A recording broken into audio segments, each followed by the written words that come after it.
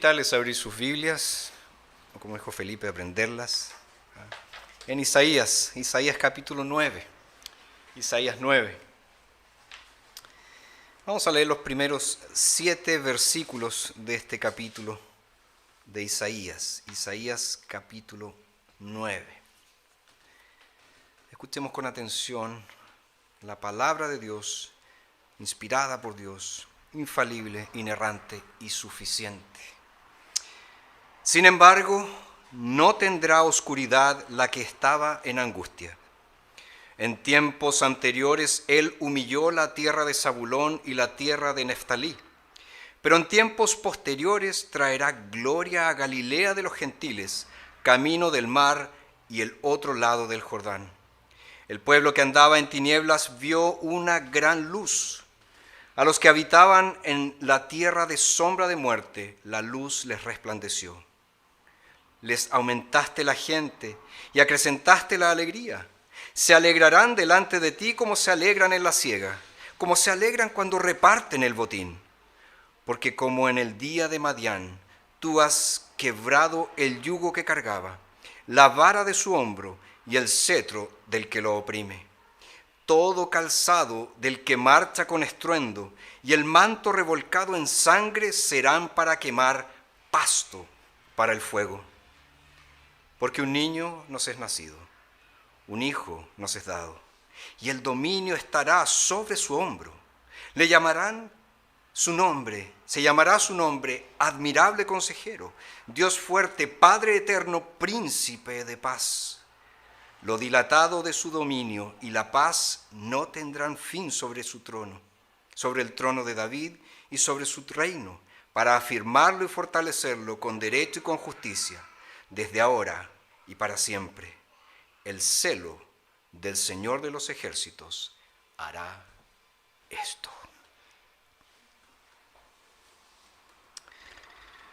El famoso William Wilberforce, reformador, miembro del Parlamento inglés, trabajó mucho por la abolición de la esclavitud.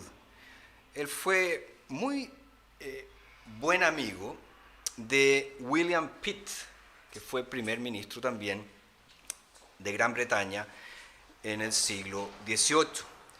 En cierta ocasión, Wilberforce invitó al primer ministro a que lo acompañara a escuchar a un famoso predicador de aquella época llamado Richard Cecil. Y Pitt, por la amistad que ambos tenían, accedió a acompañarlo. Pero lo que escuchó Pitt no lo impresionó mucho. Wilberforce, al oír a Richard Cecil, dice que su alma se elevó hasta el cielo. Pero Pitt comentó después del sermón: no tengo la menor idea de lo que ese hombre estaba hablando. Fíjense, la luz brilló en el corazón de Wilberforce, pero Pitt, en cambio, siguió en tinieblas. Hoy es Nochebuena y mañana es Navidad. Y muchos lugares durante esta noche estarán muy iluminados. Las plazas, los malls, casas, árboles navideños, etc. Pero serán solo luces pasajeras. Hoy se prenden, mañana se apagan. Y toda esta parafernalia navideña será retirada pronto. Y a las personas se les va a olvidar completamente lo que sucedió. ¿Qué va a quedar entonces? La misma oscuridad de siempre. Isaías, él está profetizando al pueblo de Dios, y en este pasaje llega al clímax de una sección que comienza en el capítulo 7 de este libro. Y dice en esta sección que en lugar de un monarca infiel, cuya administración miope ha hundido a la nación en la desesperación más profunda, se va a levantar un monarca, un rey ideal, que, aunque es solo un niño, pondrá fin a todas las guerras y establecerá un reino fundado en la justicia y en la rectitud. Fíjense que Isaías entonces nos presenta aquí un mensaje de esperanza en medio de la oscuridad. ¿Y cómo necesitamos nosotros escuchar ese tipo de mensaje hoy? Vivimos en tiempos oscuros, vivimos en tiempos tenebrosos, vivimos en tiempos de mucha inseguridad. Cuando pensamos que estamos pasando el famoso coronavirus, aparece una nueva variante. Una variante que tuvo una mutación de 30 mutaciones, leí por ahí o escuché por ahí. Entonces, vivimos en tiempos muy oscuros, pero no solo por el coronavirus.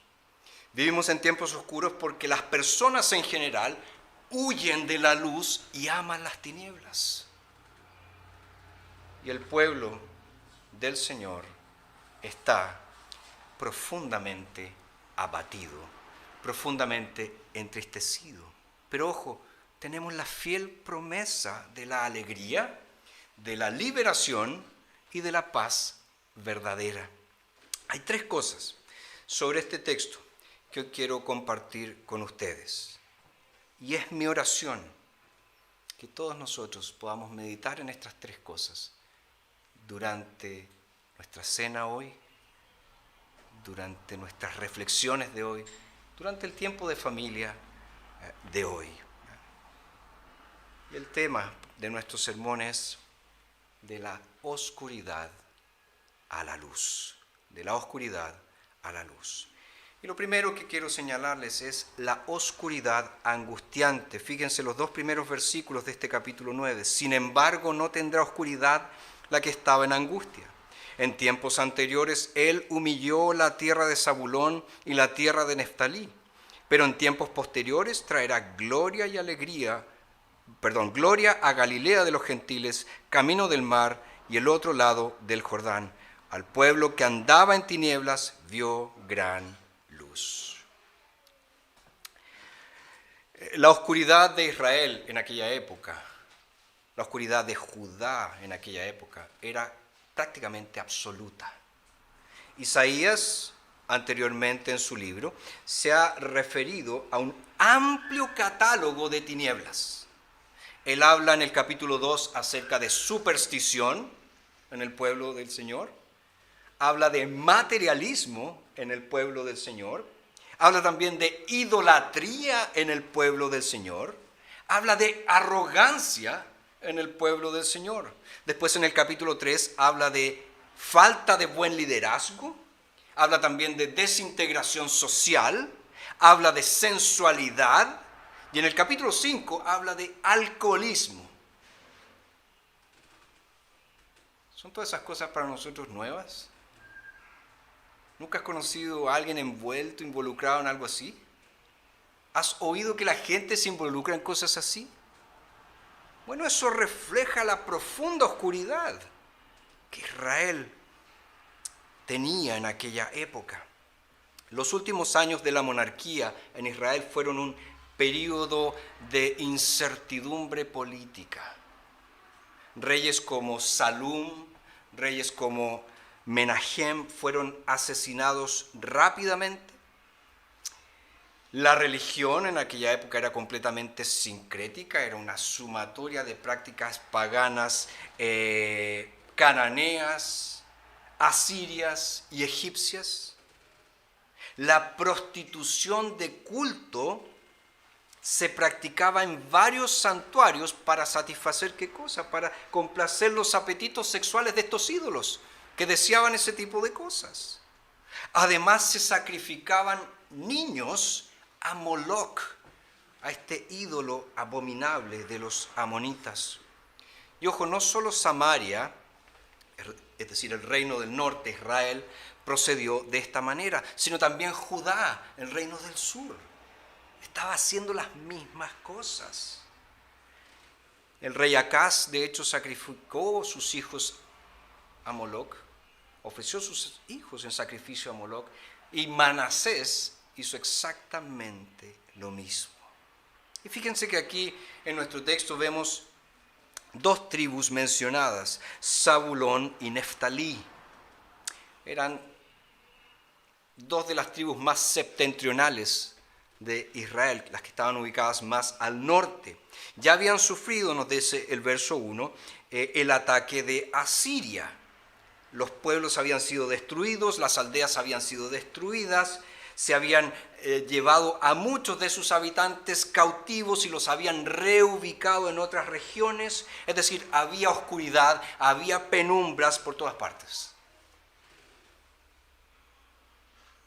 Ahora fíjense que eso es una imagen bíblica de la oscuridad que caracteriza a los incrédulos. Por eso el apóstol Pablo en Efesios 4 nos dice lo siguiente: esto digo e insisto en el Señor, que no se conduzcan más como se conducen los gentiles, en la vanidad de sus mentes, teniendo el entendimiento entenebrecido, alejados de la vida de Dios por la ignorancia que hay en ellos debido a la dureza de su corazón. Una vez perdida toda sensibilidad, se entregaron a la sensualidad para cometer ávidamente toda clase de impurezas. La oscuridad que estaba viviendo Israel en aquella época es la oscuridad de todo aquel que no tiene a Cristo en cualquier época. No hay diferencias. Y es por eso que nosotros nos damos cuenta que los pecadores se comportan como se comportan porque ellos viven en la oscuridad. Sus corazones están en tinieblas. Por eso Juan en su evangelio dice: y esta es la condenación, que la luz ha venido al mundo y los hombres amaron más las tinieblas que la luz, porque sus obras eran malas. De hecho, vemos más adelante en el registro de Lucas, en el libro de los Hechos, que la misión de Pablo era ¿qué cosa?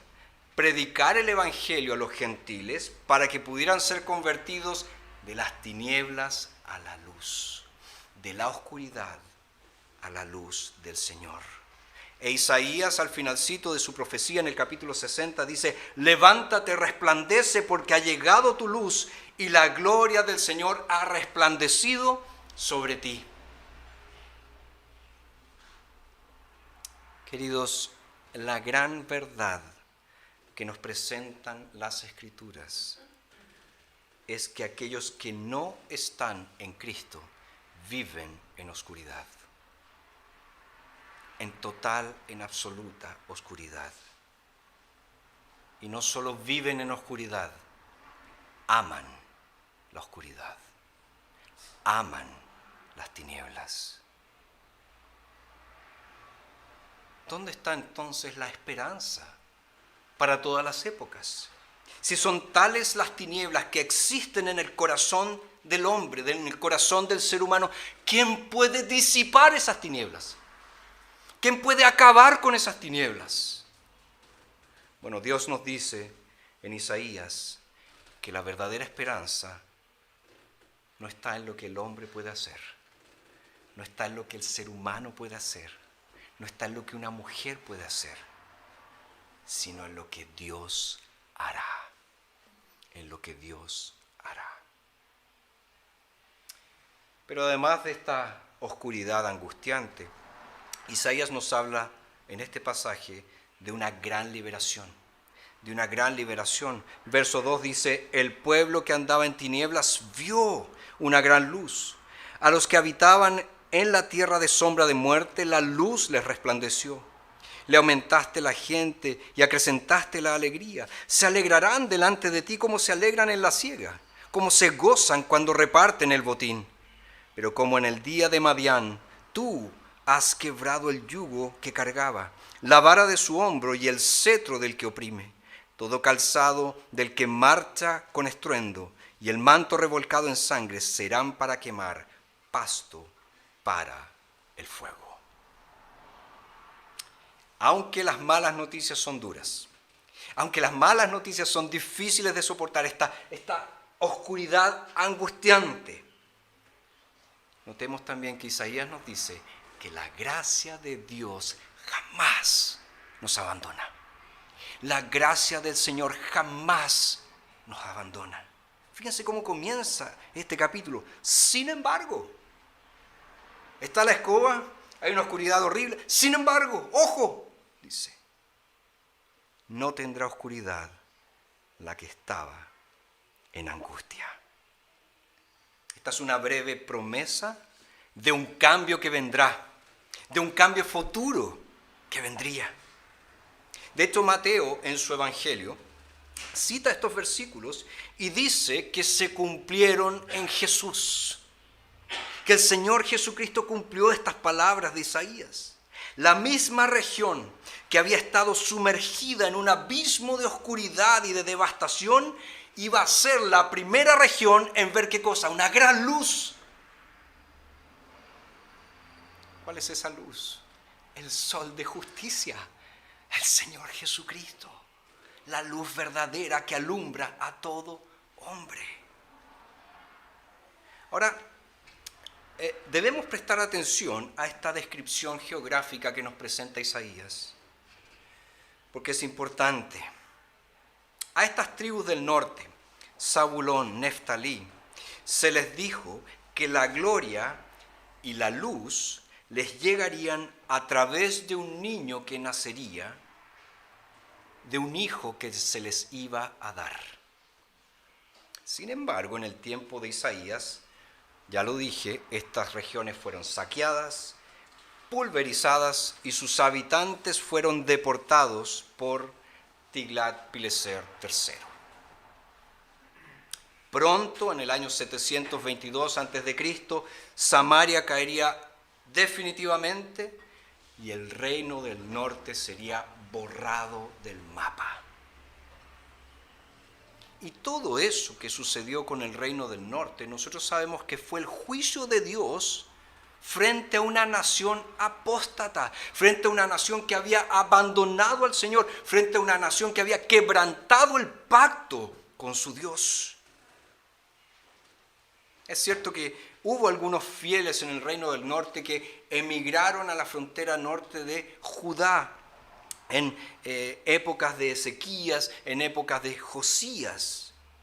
Pero aparentemente esta respuesta de fe de algunos del reino del norte no fue general, porque en términos generales Israel había abandonado al Señor, había apostatado de la fe. Sin embargo, aquí vemos en Isaías 9 que el fin de las tinieblas es prometido al reino del norte, a pesar de que habían sido infieles, a pesar de que habían quebrantado el pacto. ¿Por qué? ¿Por qué? Simplemente porque el Señor se niega absolutamente a dejar ir a su pueblo, porque son de Él, son de su posesión. Él los compró, son para Él. Y ese es un consuelo maravilloso para ti y para mí.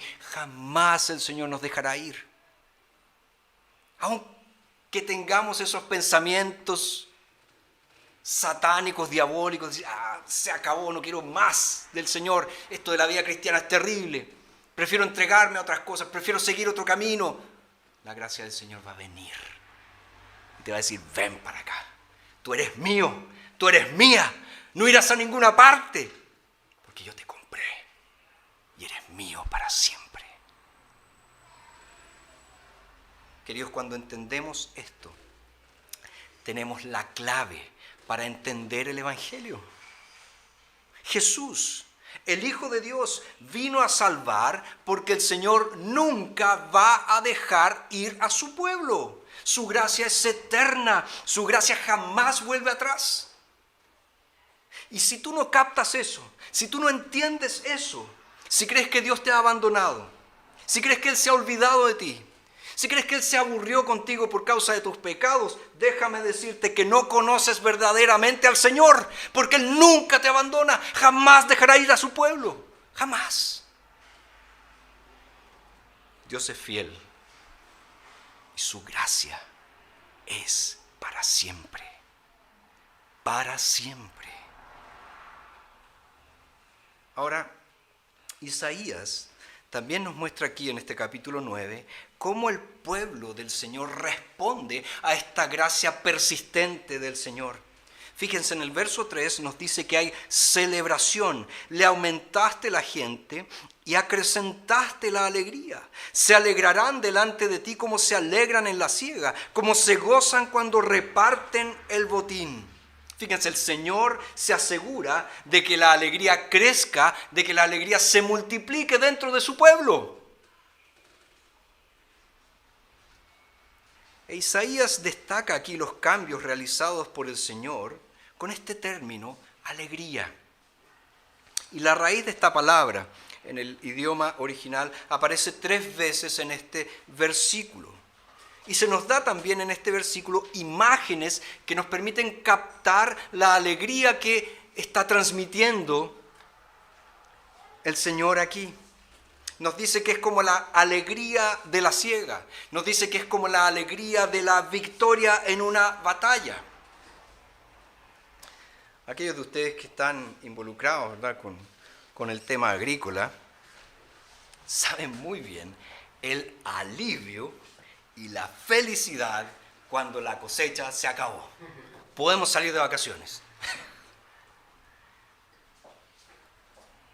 ¿Y los soldados? ¿Acaso no saben el gozo de disfrutar una victoria? De disfrutar la victoria y finalmente pueden repartirse el botín después de la victoria. Pero notemos que esta alegría que es descrita aquí, que se nos da la figura de la siega, que se nos da la figura de la victoria en la batalla, no es una alegría meramente mundana, una alegría meramente secular. Isaías dice, se alegrarán delante de ti. Se alegrarán en el Señor, es decir, se alegrarán en la presencia del Señor, reconociendo que es el Señor quien da la alegría. Él es el dador de la alegría, Él es la fuente de la alegría. ¿Te has preguntado alguna vez por qué estás tan triste? ¿Por qué hay tan poca alegría en tu vida? ¿Por qué hay tanta oscuridad tal vez en tu corazón? Bueno, tienes que ver mejor al Señor. Él es el dador Él es la fuente de toda alegría verdadera. Él es gozo, gozo inefable, que no se puede expresar con palabras. Ahora, el versículo 4 nos explica la razón de esta alegría. Nos dice que se alegrarán por causa de la gran liberación que el Señor les ha dado. Y el versículo 5 nos da lo que se añade a esta liberación, es decir, se le concede al pueblo de Dios paz. Podríamos decir entonces que el gozo y la paz solo son posibles porque hubo una especie de embargo divino de las armas. Ya no hay más guerra, se acabó la guerra, se acabó la destrucción. Fíjense, el Señor no se limita a eliminar los arcos, las lanzas, los tanques, los chalecos antibalas, nada, no solo eso, sino que Él arroja, nos dice aquí, el fuego, arroja al fuego el calzado militar, arroja al fuego la ropa empapada de sangre de las tropas. Todo será quemado, porque no habrá más destrucción, dice el Señor.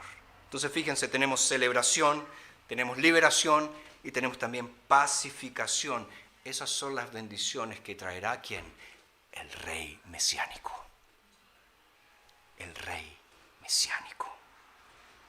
Entonces, si miramos estos versículos 3 al 5 en su totalidad, nos vamos a dar cuenta que no son solo una descripción de las bendiciones que traerá el Mesías, sino que son un conjunto de bendiciones que nos llevan a la alabanza, a la adoración, porque es Él que nos trae todo esto.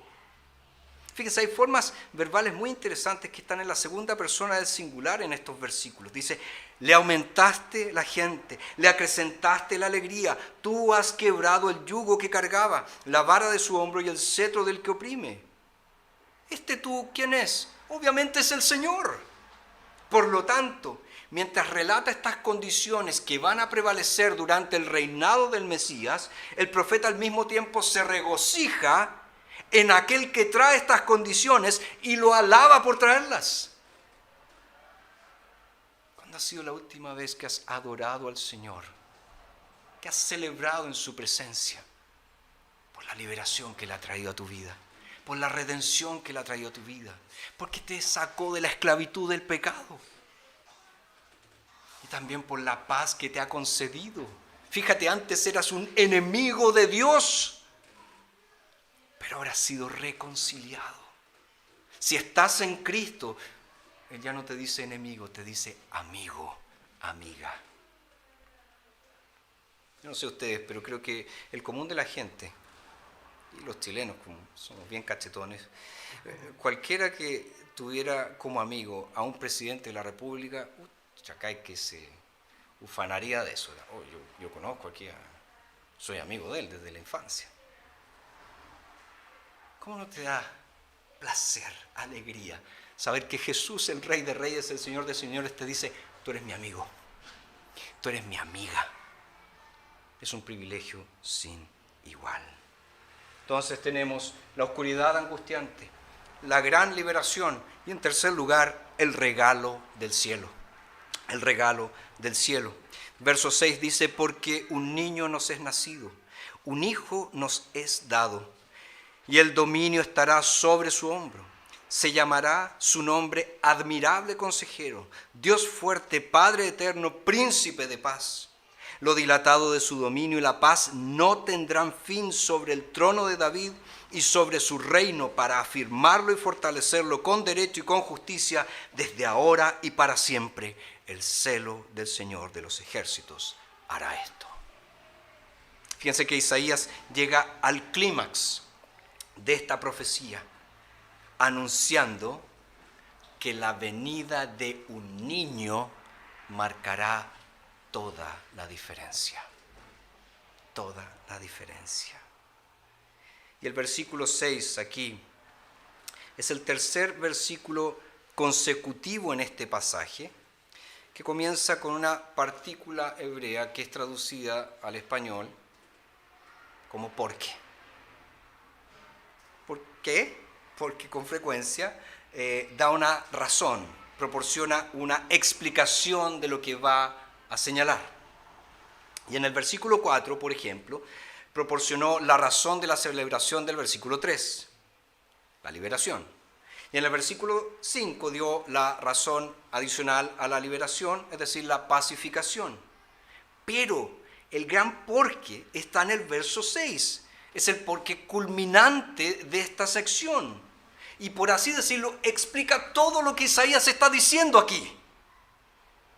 Explica el cambio desde las tinieblas a la luz de los versículos 1 y 2. Explica el cambio del gozo, de la tristeza al gozo en el versículo 3, de la esclavitud a la libertad en el versículo 4 y de la opresión a la paz en el versículo 5. ¿Y cuál es esta explicación? Bueno, se nos da con dos sustantivos muy enfáticos que lo dicen todo. Porque un niño nos es nacido, un hijo nos es dado. Un pastor, comentarista, plantador de iglesias, llamado Ray Ortlund, él ha captado muy bien lo que Isaías dice aquí. Él escribe, la respuesta de Dios a todo lo que nos ha aterrorizado es un niño. El poder de Dios es tan superior a los asirios y a todos los peces gordos de este mundo que puede derrotarlos viniendo como un simple niño. ¿No es eso maravilloso? ¿No es eso extraordinario? Países del mundo generando tremendos ejércitos, tremendo armamento, y Dios dice, ¿saben cómo los ven ustedes? Con un niño. ¿Saben cómo los hago pedazos ustedes? Con un niño. Ahora, ¿quién es ese niño? ¿Quién es ese hijo? Bueno, Isaías aquí nos habla de su nombre y de su gobierno. El niño tiene un nombre cuádruple, dice Isaías. En primer lugar, es llamado admirable consejero. También podría ser traducido como consejero maravilloso. Y este término admirable o maravilloso implica deidad. En realidad es equivalente a decir sobrenatural. Ahora, alguno se puede estar preguntando, ¿de dónde sacaste eso, pastor? Bueno, el término que aparece aquí, que es traducido como admirable, es el mismo término que nosotros vemos, por ejemplo, en Génesis 18, cuando Abraham escucha de Dios que Sara va a tener un hijo. ¿Cuál fue la respuesta de Sara? ¿A mí me va a conceder un hijo? Tengo 90 años. Se rió ella. ¿Y cuál fue la respuesta del Señor? Abraham, ¿por qué se rió Sara? ¿Hay algo imposible para Dios? ¿Hay algo admirable para Dios en la misma palabra? Está apuntando a la deidad. También se acuerdan en el Salmo 139, cuando David declara el conocimiento absoluto, el conocimiento omnipresente del Señor. Él dice, es demasiado maravilloso para mí, no lo puedo entender. Maravilloso, admirable. Entonces, el término aquí, admirable, se refiere a su deidad, a su divinidad. Este niño, este hijo que nos es dado, es Dios. Pero también el niño se llama Dios fuerte, o podríamos traducirlo también como Dios guerrero. Y hay algunos que no les gusta ese tipo de traducción porque pareciera que Dios es medio agresivo. Entonces intentan traducirlo diciendo un héroe semejante a Dios. Ahí alargan mucho. Cuando se alargan mucho las traducciones son medias raras. Pero aquí nos damos cuenta que esa traducción, un héroe semejante a Dios, no capta bien la esencia de lo que Isaías nos está diciendo. De hecho, en el capítulo 10, verso 21, utiliza la misma expresión y también es traducida como Dios fuerte. ¿Y eso qué nos transmite a nosotros? Podemos gozarnos en la protección del Señor en medio de nuestra debilidad. ¿Por qué? Porque Él es Dios fuerte. Él no es un debilucho. A Él no le faltan fuerzas. Él es el Dios omnipotente. O como dijo Calvino, siempre hay que citar a Calvino, dice, por tanto, se le llama Dios fuerte, por la misma razón por la que antes se le llamó Emmanuel. Porque si no encontramos en Cristo nada más que la carne y la naturaleza del hombre, nuestra gloria será necia y vana, y nuestra esperanza descansará sobre un fundamento incierto e inseguro. Pero si se muestra a sí mismo como Dios y como Dios poderoso, ahora podemos confiar en Él con toda seguridad. No tiene rivales. Nadie puede competir con Él. Él es el Dios fuerte. Pero también su nombre es Padre Eterno. Padre Eterno. Y nosotros sabemos que la imagen de un padre expresa aquí el rol que cumplía el rey en Israel. Es decir, el cuidado, la protección y la preocupación sobre su pueblo. Como un padre, entonces, este niño que nos es dado nos cuida. Como un padre nos perdona. Como un padre también reconoce nuestra debilidad. Fíjense, esta parte del nombre del niño se equilibra perfectamente con el nombre anterior, es decir, con el nombre Dios fuerte. Porque Dios fuerte habla de ¿qué? De su poder para luchar y para defender a su pueblo. Pero el nombre Padre eterno nos habla de su ternura, nos habla de su cuidado. Él cuida de nosotros en todas las circunstancias. Él extiende sus brazos de amor en todas nuestras circunstancias. Y el niño también es llamado príncipe de paz. Príncipe de paz. Y con este nombre tenemos que tener bastante cuidado porque fácilmente podemos caer en un error. Fíjense, Isaías no está hablando aquí de esa paz interior que muchas personas suelen mencionar, que está fuertemente influenciado por la psicología, ¿verdad? Isaías se refiere aquí a la paz en medio de un mundo angustiante. Los versículos 4 y 5 proporcionan el contexto para esto. Se refiere a la paz en un mundo de opresión, en un mundo de guerras, en un mundo de luchas.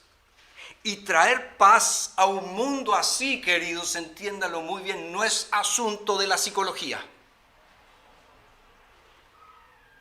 Es una paz que llega por la fuerza. Es muy interesante que cuando analizamos el concepto paz que tenían los judíos, y es que hasta hoy en día muchos tienen este término que nosotros siempre oímos, shalom, no solamente apunta a plenitud. Si tú le preguntas a un judío medio qué significa shalom, él te va a decir, significa nosotros ganamos, tú pierdes. Eso significa. Yo gano, tú pierdes. Eso es shalom. La paz entonces, en el contexto judío, presupone victoria. Y de hecho puede ser casi sinónimo a ella. ¿Recuerdan lo que Gedeón les dijo a los de Peniel cuando él iba persiguiendo a los madianitas? Como ellos no quisieron darle suministros para él y para los que estaban con él, él dice, cuando yo regrese en paz, derribaré esta torre. ¿Qué estaba diciendo Gedeón? Bueno, cuando yo vuelva en paz, no, cuando yo vuelva victorioso de la guerra, ustedes me la van a pagar. Voy a derribar esta torre. Entonces, la paz llega después de la victoria, cuando toda oposición ha sido completa y absolutamente eliminada. Por eso, príncipe de paz no significa que sea un príncipe pacífico solamente, sino que él tiene el poder para traer la paz, para hacer cumplir la paz, incluso en un mundo donde no les interesa a las personas tener paz. Este es el nombre del niño. Ahora te pregunto, ¿puedes leer esta descripción que nos presenta Isaías de este niño y quedar inconmovible? ¿No ser remecido por este nombre?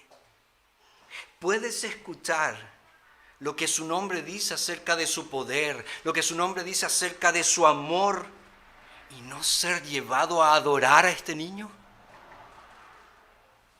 Es bueno escuchar su nombre, muy bueno, pero es mucho mejor escuchar su nombre y rendirse delante de él.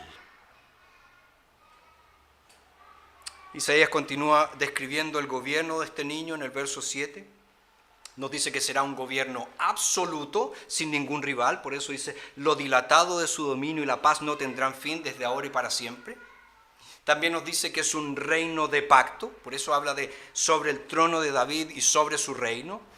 Y nos dice que será un reino justo, con derecho y con justicia. Un reino justo. Cuando pensamos en esas características del reino, solo podemos llegar a una conclusión. no debemos conformarnos con menos que esto.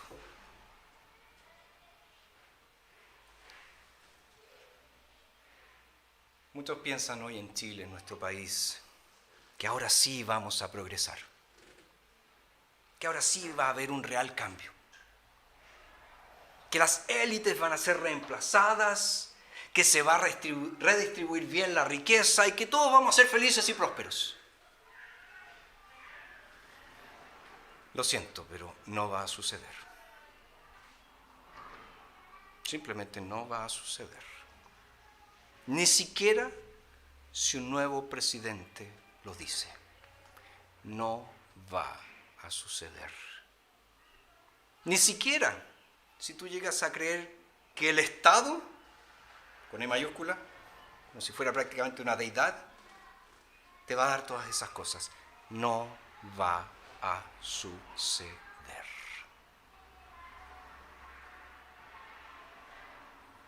Pero no perdamos de vista lo que Isaías nos dice en el versículo 6.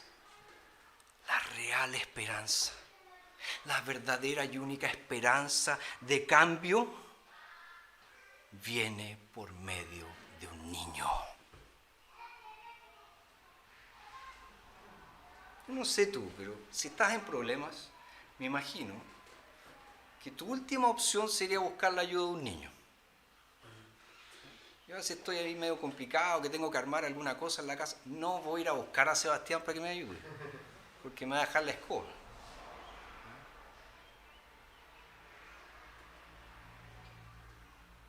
Pero si buscamos la luz que disipa las tinieblas, si buscamos libertad de la esclavitud, si queremos un reino justo que no tenga fin, obviamente nunca vamos a pensar en un niño,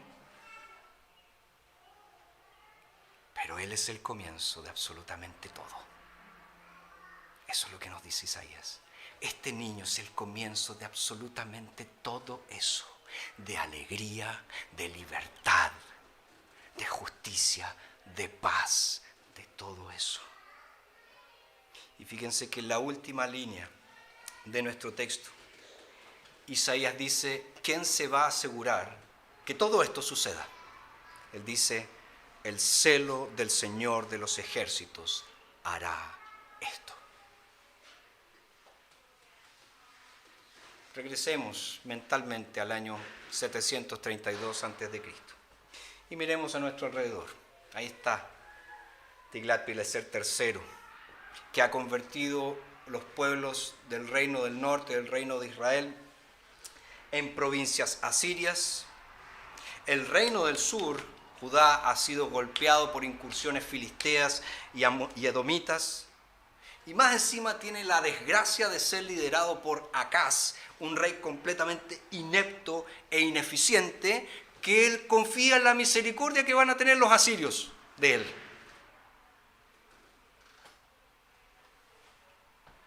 Mirando ese contexto, nada de lo que estos versículos dicen nos parece posible que suceda.